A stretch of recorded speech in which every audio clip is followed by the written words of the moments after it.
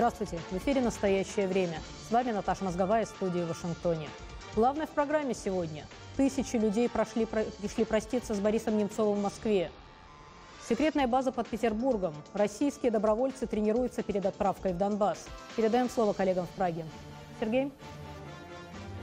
Спасибо, Наташа. События дня в настоящем времени из Праги. Я Сергей Дорофеев. Здравствуйте. Почти километровая очередь из тысяч людей и настоящие горы цветов. В Москве сегодня простились с Борисом Немцовым. Попасть на панихиду в Сахаровский центр было непросто. Отведенных для этого 4 часов оказалось мало. Когда стало понятно, проститься успеют не все, люди стали передавать цветы впереди стоящим. У гроба 87-летняя мать Немцова, члены его семьи, ближайшие соратники. Гроб выносили под крики «Герои не умирают». Именно так скандировали героям Небесной Сотни, тела которых проносили в Киеве по Майдану во время революции достоинства.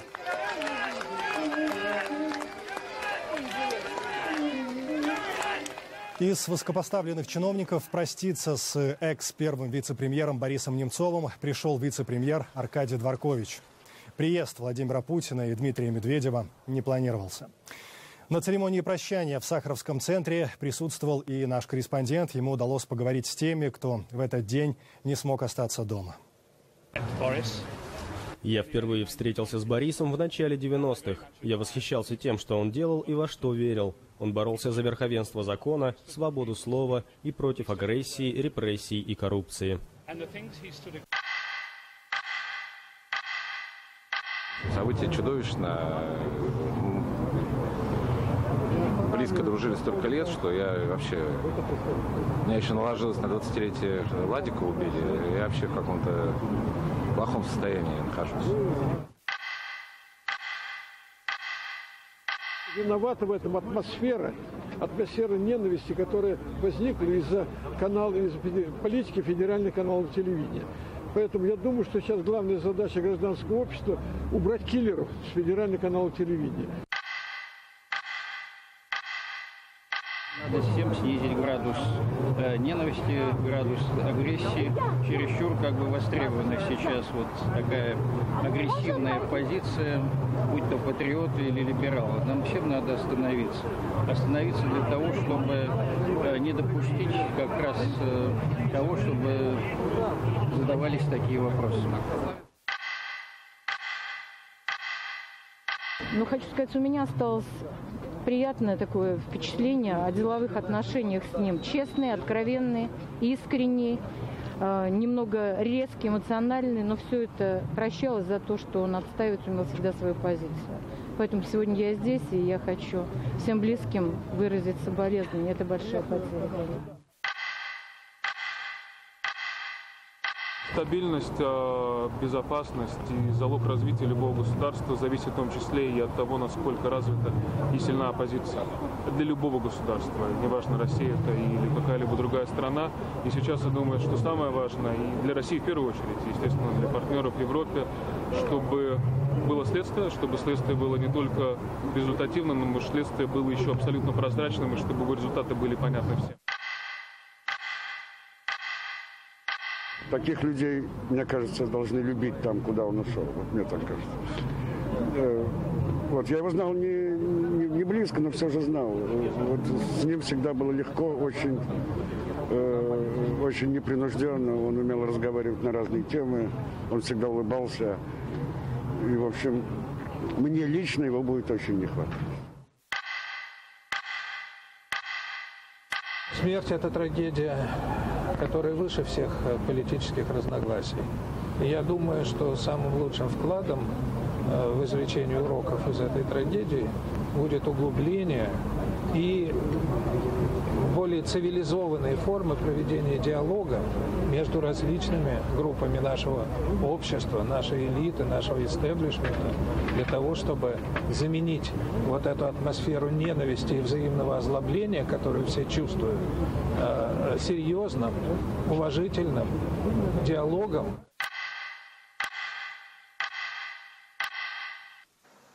Это будет другой мир. Мне кажется, мы еще все не совсем это осознали. И, наверное, в глубине души до сих пор каждый из нас думает о том, что, может быть, где-то на следующей неделе мы сможем прочитать в своих социальных сетях о том, что это была ошибка, а на самом деле Борис жив. Мы этого не поняли, не прочувствовали, не продумали еще до конца.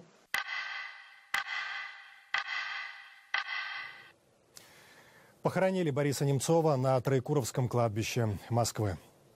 Это «Настоящее время», и далее у нас эфир из Вашингтона. В последние дни много обсуждают кадры этого громкого убийства, записанные уличной камерой, видеонаблюдение и посекундное хронометрирование этих событий. Все увиденное вызывает массу вопросов, в том числе и за океаном. Наташа, продолжайте. Спасибо, Сергей. Президент США Барак Обама в интервью агентству Рейтер в очередной раз призвал к проведению справедливого расследования убийства Бориса Немцова, хотя и выразил сомнение в том, насколько это возможно в сегодняшней России. Я призвал к полномасштабному расследованию и, будем надеяться, независимому расследованию случившегося. Может ли это произойти в сегодняшней России, неизвестно. Я не знаю сейчас, что именно произошло. Что я знаю, в более широком плане, так это то, что свобода прессы, свобода информации, основные права и гражданские свободы человека в России – все это находится сегодня в значительно худшем состоянии, чем 4, 5 или 10 лет назад. Убийство Немцова обсуждалось в ходе Женевской встречи госсекретаря Керри и главы МИДа России Лаврова. Джон Керри призвал к его тщательному расследованию. Критики Кремля напоминают, несколько недель назад Немцов заявил российским СМИ, что Путин хочет его смерти. Об убийстве Немцова говорят американские политологи, как, впрочем, и о развитии ситуации в Украине. Продолжает Александр Панов.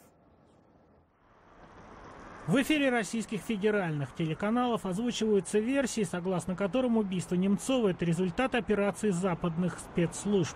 И по их указке могло быть совершено сотрудниками Службы безопасности Украины. О трагедии на Большом Москворецком мосту, который многие предлагают именовать впредь мостом Немцова, говорят и в Вашингтоне. И выдвигаемые здесь версии тоже связаны с Украиной. Господин Немцов был убит в пятницу вечером не потому, что он был лидером российской оппозиции, а потому что собирался опубликовать точные данные о российских частях, которые сражались на территории Украины. Президент Путин лгал россиянам, говоря, что российской армии там нет. Как общее ощущение, что-то очень похоже на убийства, которые мы уже увидели в Донбассе. Я согласен, может быть, с одной из теориями, которые уже сказали милиции в Москве, что есть возможность, что сторонники, особенно ополчения, были так недовольны с тем, что Немцов организовал, я говорю здесь о марше против войны, что они его убили. Не забудем, не простим! Не забудем, не простим! Такая трагедия и дополнительные показатели таких суровых изменений в России, и они начались давно до этого конфликта с Украиной, я бы сказал. Я считал, ясно, ошибочно, что человека, как Бориса Немцова, застрелить в Москве, в России просто невозможно, особенно таким способом перед Кремлем, в центре города. Это новый этап, я думаю, в России. Все обратили внимание на то, что перед началом Женевской встречи Керри и Лавров, пожимая друг другу руки, не улыбались. За несколько дней до этого, выступая в Конгрессе, Джон Керри заявил, что российские официальные лица лгали ему в лицо, говоря о действиях Москвы в Украине. Госсекретарь напомнил о возможности введения новых санкций. Я подтвердил актуальность для лидеров России, сепаратистов, в полной мере выполнять обязательства по Минским соглашениям, осуществлять их везде, в том числе в Дебальцево, в окрестностях Мариуполя. Если этого не произойдет, неизбежны дальнейшие последствия, которые окажут дополнительную нагрузку на российскую экономику и без того испытывающие проблемы. Пока санкции – единственное средство воздействия Белого дома на российское руководство. Однако даже принципиальные противники поставок американского оружия Киеву отмечают сегодня, если наступление сепаратистов возобновится, в Мариуполе или в другом месте оружие в Украину будет отправлено. А пока В Вашингтоне по-прежнему споры. Политики и эксперты взвешивают за и против в вопросе поставок американского оборонительного оружия Украине. Администрация Обамы ждет и наблюдает, как выполняется Минское соглашение. Александр Панов, Дмитрий Шахов. Настоящее время. Вашингтон. У нас в студии Андрей Ларионов, бывший советник президента Путина, старший научный сотрудник Вашингтонского института Каттона. Андрей Николаевич, после убийства Бориса Немцова вы опубликовали в блоге 14 вопросов по поводу обстоятельств его убийства. Я бы на самом деле добавила к ним еще один. Появились сообщения в СМИ, что некоторые камеры видеонаблюдения, которые, может быть, могли бы заснять это убийство, были отключены на ремонтные работы. Я не знаю, как часто это происходит. Вопрос. За последние дни все-таки появляется какая-то информация. Получили ли вы ответы на свои вопросы? Да, действительно, на некоторое количество вопросов уже получены ответы, хотя появились некоторые дополнительные вопросы. Тем не менее, по состоянию на сегодняшний день, после вот уже, наверное, 4 суток с момента гибели Бориса Немцова, можно сформулировать несколько достаточно четких выводов о том, кто это мог сделать, кому это было выгодно, и в чьих интересах могло совершиться это убийство. Первое. Совершенно ясно, что это убийство было совершено профессионалами. Причем эксперты в области безопасности и спецслужб говорят о том, что это не рядовые профессионалы, что для того, чтобы осуществить такого рода террористический акт, необходимо было обладать исключительно высоким уровнем профессионализма в этом деле. Второе. Для того, чтобы можно было это совершить, необходимо было использовать огромное количество людей, специальные технические средства, исключительно высокий уровень координации, что никакая частная служба, никакие частные лица, чеченцы или там какие-то бандиты в принципе осуществить не могли. Иными словами, это деятельность спецслужб. А какие спецслужбы могут действовать в районе Кремля, Красной площади, Васильевского спуска, Москворецкого моста, совершенно очевидно. Третье. Место выбора. Место выбора совершенно очевидное. 100 метров от Кремля. Таким образом, это демонстрация того, кто, в принципе, может иметь доступ к этому месту. Понятно, что никакие ни украинские, ни американские, ни бог знает какие другие службы к этому месту доступа не имеют. Это могут сделать только российские спецслужбы. Наконец, в последнее время стало ясным, в том числе и благодаря появлению совершенно неожиданной видеозаписи камеры канала ТВ-центр, некоторые дополнительные детали, которые полностью опровергают официальную информацию официальных лиц, которые они распространяли буквально с самого первые мгновения, самые первые минуты, первых минут гибели Бориса Немцова. Так, например, и представитель Следственного комитета господин Маркин, и представитель Министерства внутренних дел госпожа Елисеева, вслед за ними господин Яшин, близкий соратник господина Немцова, утверждали, что гибель Бориса Немцова наступила в результате расстрела его из белого автомобиля в результате там спущенного окна.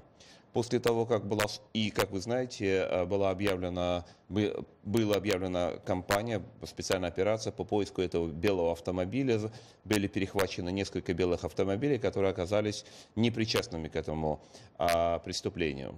После того, как сутки спустя была обнародована видеозапись этой камеры, выяснилось, что никакого автомобиля не было, ни белого, никакого другого, и что гибель Бориса Немцова произошла в результате нападения человека, который находился на ногах, пешехода. То есть власти, и в данном случае Следственный комитет и Министерство внутренних дел, зная с самого первого момента, зная о том, что никакой белой машины нету, зная то, что гибель Бориса Немцова наступила не в результате атаки из машины, заведомо распространили ложную информацию.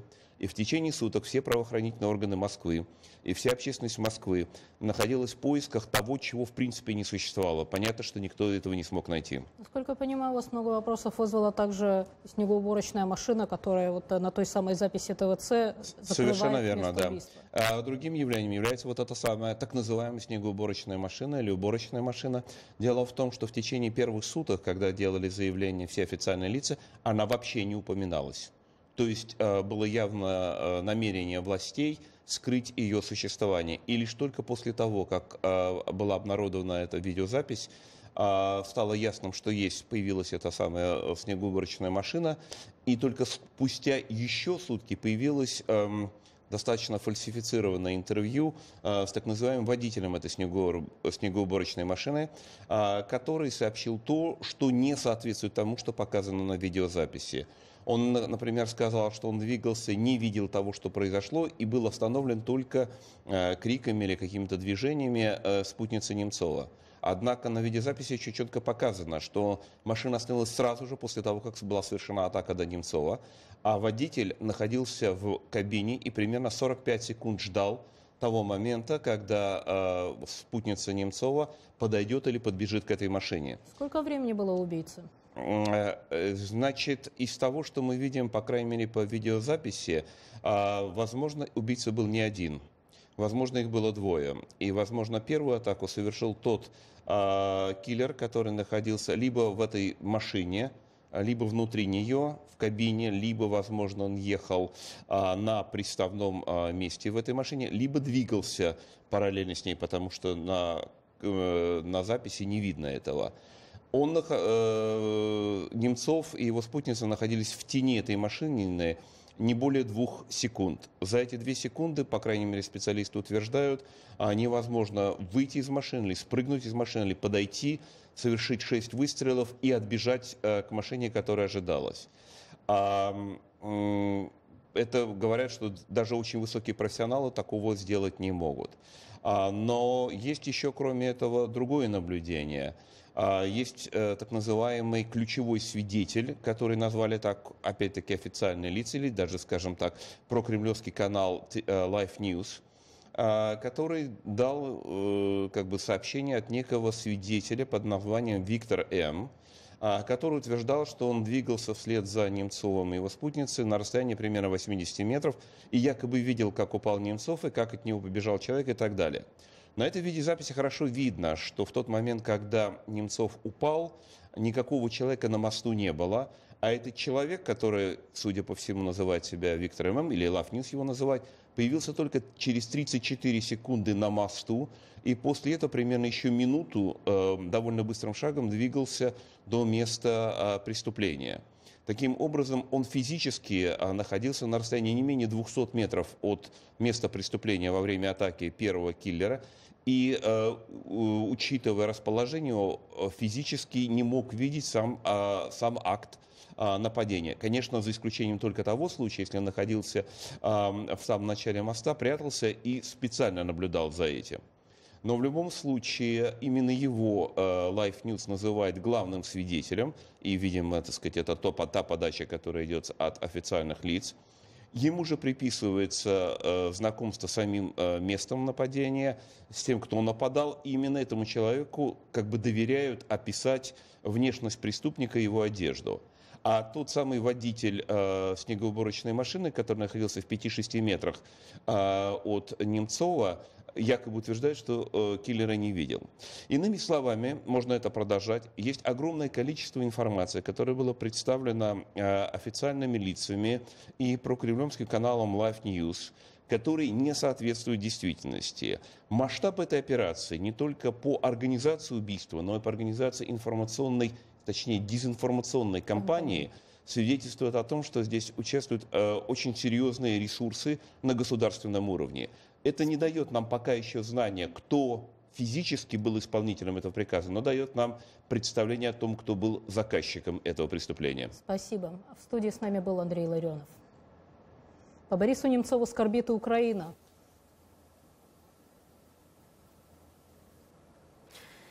Петр Порошенко посмертно наградил Бориса Немцова орденом Свободы, как сказано на сайте украинского лидера, за отстаивание прав и свобод человека и гражданина. Борис убит, надежда умирает. Именно такие плакаты в эти дни можно было видеть у многих участников акции памяти. От убийства Бориса Немцова к судьбе Надежды Савченко, содержащейся в московском СИЗО. 6-8 марта немецкие врачи назвали точкой невозврата для украинской летчицы, рассказывает ее адвокат. Если будет продолжать голодовку далее, останется либо инвалидом, сказано в их заявлении, либо это приведет к летальному исходу. Сообщения последних дней о Надежде Савченко собирал мой коллега Александр Касаткин. Президент Украины Петр Порошенко в понедельник подписал указ о присвоении летчице Надежде Савченко звания Герой Украины. Яка стала символом незламности украинского духа. Надежда, вы являетесь символом несокрушимости украинского духа и героизма. Символом того, как надо защищать и любить Украину. Символом нашей победы. Мы сделаем все возможное для того, чтобы освободить вас из плена. Я очень надеюсь, что буду иметь возможность вручить вам золотую звезду Героя Украины. Золотую зірку героя. Сейчас я снова нахожусь возле дверей СИЗО. Сразу после этого разговора к ней зайду, сообщу ей о том, что она теперь Герой Украины. Она не успела эту информацию узнать вчера. Состояние у нее довольно плохое. В Киеве в воскресенье прошел молебен за Украину, за мир, за надежду, на котором представители разных религиозных конфессий Украины вместе с пришедшими людьми помолились за Надежду Савченко.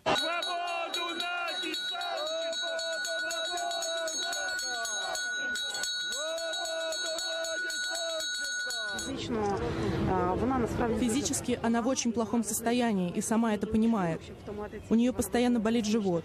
Чтобы подавить боль, она принимает какой-то химический коктейль. Проблемы с желчным пузырем, он сокращен. Ей по-прежнему очень холодно. Она весит 55 килограммов. Первый замглавы Российской службы исполнения наказаний заявил, что никаких патологических изменений в состоянии здоровья Савченко нет. Однако он допустил, что украинскую летчицу могут перевести в обычную больницу, если состояние ее здоровья ухудшится. На мой взгляд, это само по себе подтверждает то, что они понимают серьезность положения. Потому что за предыдущие 8 месяцев эта тема ни разу не поднималась. Сегодня она озвучена ими самими. Мы еще даже не успели об этом попросить. Я полагаю, что они сами прекрасно понимают, что они могут потерять ее просто в любой день.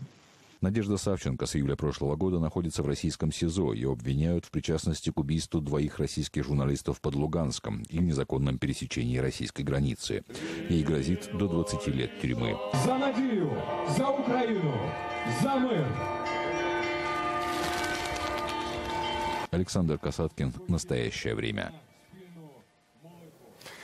Что движет теми, кто отправляется воевать в чужую страну? Информация о том, что на востоке Украины воюет достаточно вежливых людей из России и с российским оружием в руках, доказана международными организациями и политиками не раз, поэтому новых подтверждений не требуют. Но что станет с этими людьми, когда война закончится? Как примет их Родина? Это вопрос. Корреспондент программы «Настоящее время» Андрей Королев встретил в Санкт-Петербурге тех, кто, уезжая на Донбасс, не надеется вернуться. Это полуподвальное помещение на Московском проспекте теперь лишь отдаленно напоминает питерскую штаб-квартиру другой России. Портрет лидера партии Эдуарда Лимонова – вот и все, что намекает на присутствие здесь русского национального духа. Все остальные символы, от флагов так называемой Новороссии до коробок с гуманитарной помощью – рукотворный вклад бывших национал-большевиков в украинскую кампанию. У нас в основном разного рода левые активисты едут, люди левых убеждений, не только нацболы, но и много разных там других. Из КПРФ, например, там люди. По России 1500 уехало с июня по нашей линии. По Петербурге, наверное, там человек 150. На днях питерские лимоновцы хоронили погибшего на Донбассе Евгения Павленко. Фигура для Питера знаковая. Китаист-интеллектуал, знаток вин и беспощадный критик режима Путина Павленко в глазах национал-патриотов одухотворенный символ доблести. 45-летний Андрей Дулов, в чьем арсенале уже 5 диверсионных десантов, привозит нас на южное кладбище в Петербурга к могиле современного небожителя питерской тусовки. Для меня крайней точкой была Одесса. 2 мая. В общей сложности полгода я там провел. Батальон «Заря». Дулов признается, что война для него не окончена, и в апреле он снова отправится на Донбасс. Он точно знает, что по зеленке армии ЛНР и ДНР предпримут штурм Мариуполя. Подготовка новых добровольцев полным ходом идет и в Петербурге. Попасть в учебный лагерь Питерской православно-монархической организации «Российское имперское движение» человеку с телекамерой практически невозможно. Однако его руководитель Денис Гариев охотно раздает интервью и не скрывает, что спортивный зал на Удельной в том числе предназначен и для физической подготовки добровольцев. Было понятно, что большинство добровольцев, которые туда едут, не имеют никакой подготовки. Многие не служили в армии. И мы начали заниматься вот здесь вот помощью. Да, прежде всего, самая элементарную подготовку с ними проводить. Это там, безопасное обращение с оружием, основы там, медицины, топографии, тактики. Главный вопрос, который не оставляет воюющих на Донбассе россиян, захотят ли власти принять их на родине как героев, для Гариева сегодня звучит риторически. Мой прогноз, что вообще вот март-апрель будет все решать, поэтому доживем ли мы до репрессий против добровольцев, до этого еще дожить надо. Потому что власть может и до этого не дожить, и здесь может начаться все что угодно. Андрей Королев, «Настоящее время», Санкт-Петербург. Боевики незаконных вооруженных формирований, непризнанных ДНР, ЛНР, активно наращивают боеспособность Новоазовской тактической группы, сосредоточивают силы в направлении украинского города Мариуполь, это уже ближе к Крыму, сообщают в пресс-службе АТО. Наш корреспондент Шахида Якуб сейчас в командировке на Донбассе. Вчера она была под Мариуполем и все видела своими глазами. Мы связались с ней, чтобы узнать, какая ситуация сейчас в городе и его окрестностях. В Мариуполе не стоят силы так называемой ДНР, они расположены по окружности от Мариуполя. В самом Мариуполе, как мне сказали украинские военные, да, они отводят технику. Но, с другой стороны, я должна заметить, что идет укрепление блокпостов. Я, например, ехала из Запорожья в Мариуполь и заметила, что блокпосты выглядят достаточно серьезно. Даже, как мне сказали местные жители, вырыты окопы серьезные, зарыты танки. Главный пункт договоренности Нормандской четверки об отводе тяжелых вооружений боевиками непризнанных ДНР, ЛНР не выполняется. Это следует из сообщений штаба украинской армии. Наш корреспондент на Донбассе Шахида Якуб далее.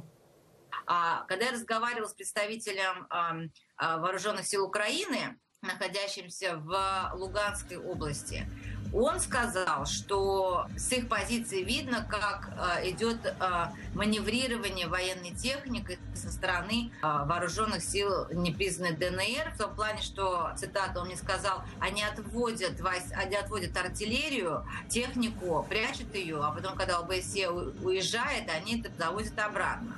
Я позвонила представителю Министерства обороны, так называемой ДНР, Эдуарду Басурину, который напрочь отверг эти сообщения, сказал, что это неправда, физически это сделать невозможно.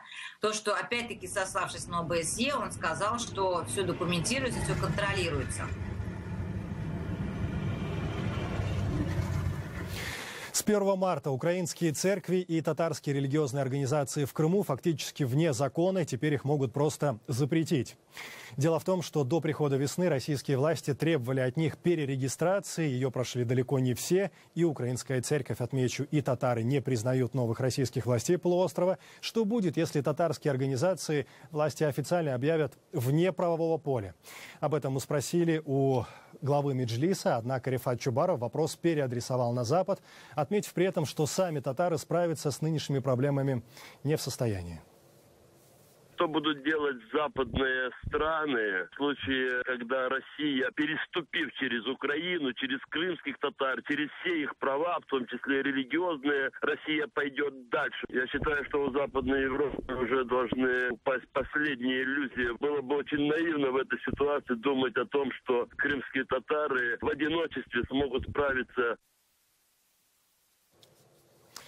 Мы благодарим коллег в Вашингтоне и всех наших зрителей. Смотрите нас в эфире своих национальных телеканалов. А настоящее время вновь наступит уже завтра. Я Сергей Дорофеев. Всего доброго. До свидания.